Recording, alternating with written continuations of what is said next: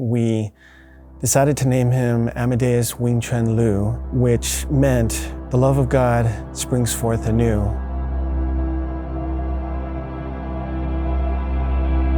Our baby boy was admitted to NICU. He grew, he thrived, he conquered everything that was set before him. By 32 weeks adjusted age, so he was about a month and a week old, he was doing so well. At this point, he was 2 pounds, 15 ounces. We were told that he was just cruising through the NICU. All we needed to do was just to wait for him to grow and to gain weight. That was the first time that I felt assurance that it was okay if I didn't go there from the beginning of the day to the end of the day. It was okay for me to spend time with John because we haven't really had a day to relax and just enjoy each other since the whole incident.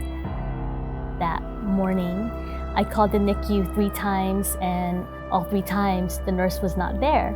I finally did get a hold of Amadeus' nurse, and she told me that he was doing fine, that he was just a feisty baby. Finally, around at 5 p.m., I made it to the NICU, and when I walked in, again, the nurse wasn't there. It was another nurse suctioning mucus out of Amadeus' nose that was just continuously running. Amadeus had this blank stare towards the ceiling, and his arms were limp, kind of just stretched out, and he was just shaking side to side. I remember crying, "What's wrong with him?" So the nurse asked me, "What do you mean? This is not his normal?" Internally, I was so furious. So I firmly said, "No." So the doctor rushed in. Just by looking at Amadeus, the doctor looked at me and said he was going through sepsis. Everything just went by so fast and yet so slow. We later found out that Amadeus cried inconsolably for 2 hours sometime that day, and that he also had a fever, which was never reported to the doctors. They rushed him in for an emergency surgery. Amadeus had necrotizing enterocolitis, or NEC. His abdomen was bulging out. They came back to us reporting that he had 95% of his intestines deteriorated. They were dead. He had about 5% left that was actually functioning. Not good news. We didn't expect that. And we were still sort of dealing with the emotions of finding Amadeus the way he was found. And as they were telling us our options, we could actually see Amadeus' body was turning purple starting from the feet, and it was slowly spreading up to his hips, to his waist. And they were telling us, well, if you wait a little longer, a few more hours, pretty soon his whole body is going to turn purple. You can watch him take his last breath, or you can take him off the life support now and hold him one last time in the condition that he was in. I personally was frozen, traumatized, not knowing how to make that decision, how to even talk about it. Obviously, we didn't want to be in a position of having to decide whether to watch your child die or whether to just pull the plug. But we had to make the decision because we could clearly see that time was not on our side. The day before, he was full of joy, full of life. He was crawling all over us, enjoying our company. Unfortunately, we were watching his life taken away from him, and it was one of the worst experiences for any parent to watch. So I could feel my heart literally sinking. I could not think about what to say next, and yet we had to make a decision. I just remember thinking that Amadeus needed to know that he was loved, that he needed to know that his mommy and his daddy were there for him. Like what John said, after looking at the options, we decided to just let him off the life support and hold him.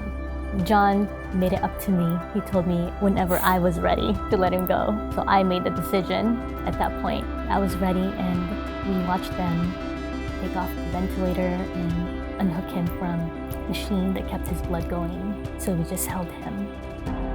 The time of death was June 6, 12:52 a.m., 37 days and 15 hours since his birth.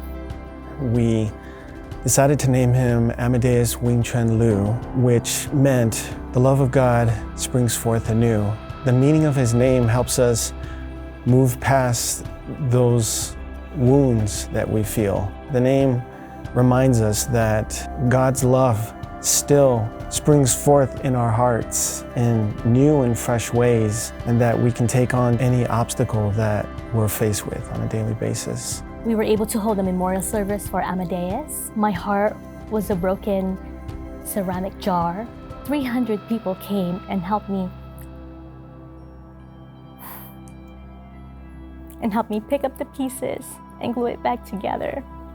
So of course my jar was no longer smooth or pretty, and it had holes, but God was still able to fill it overflowing with love.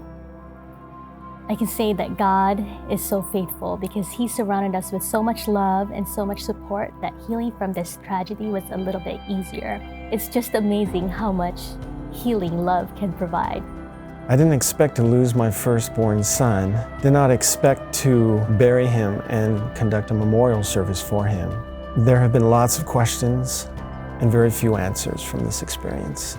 And there are many questions still left unanswered. The clarity that came to mind when I thought about this experience was that we are entwined in a cosmic conflict. There's going to be tragedies, there's going to be horrors that take place, and this experience was horrible to experience. In the meaning of Amadeus' name, God's love still springs forth anew, each and every day, even in the midst of that cosmic conflict, even in the midst of our suffering when we cannot find immediate meaningfulness of an experience. That clarity still rings true, and that is, God is deeply in love with us, and that is worth cherishing every day. I had to learn how to have mercy, how to give grace, and how to forgive. And mercy is what He required of me at that time. He set such an example for mercy that who was I to hold a grudge and to remain angry at the human error that I thought cost Amadeus' life. I also had to learn how to have grace, mercy, and forgiveness for myself and for my husband here. It made me have this deeper longing for God's kingdom where there will be no more sorrow, no more pain, because there will be no more sin. I can be at peace that Amadeus' life exemplified the love of God, and I look forward to the day when I will meet him again with Jesus.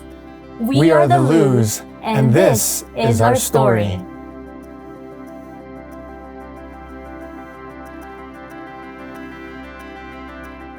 I'm Pastor Tara Van Cross, and we're so glad that you've tuned into our Azure Hills Church YouTube channel. Please like and subscribe, and click on the bell so that you'll be notified every time we share new videos. We are so glad that you're here.